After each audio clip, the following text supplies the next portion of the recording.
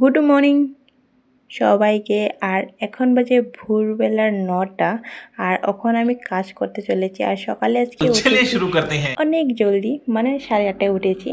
তারপরে এখানে দেখো এগুলো স্যান্ডেল আর হিল নিয়ে বসে পড়েছি আজকে এগুলো পরিষ্কার করবো বলে। আর আমি এগুলো সেটেলও করার হবে, কারণ এখানে চার্জরও নতুন আবার এসি কিনে নিয়েছিলাম। যাই হোক, এবার এগুলোকে এই ঝুড়িতে রাখবো, কারণ জায়গা হচ্ছে না অন্য জায়গায় রাখার। তারপরে খিদে পেয়ে গেলো, বৌদিরে বললাম একটু শশা কেটো। বৌদি শশা কেটে একদম ঝাল করে মেখে নিল।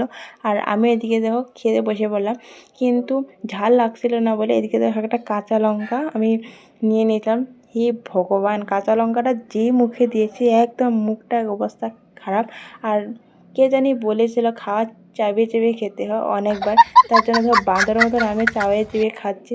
যাই হোক, আমাদের ঘরের সব আলচা, আর দেখো এই বিড়ালটাও অনেক আলচা। কীভাবে ঘুমাচ্ছে দেখো, দিন দুপুর নেই, সবসময় খালি ঘুমায়, সবসময় খালি ঘুমায়।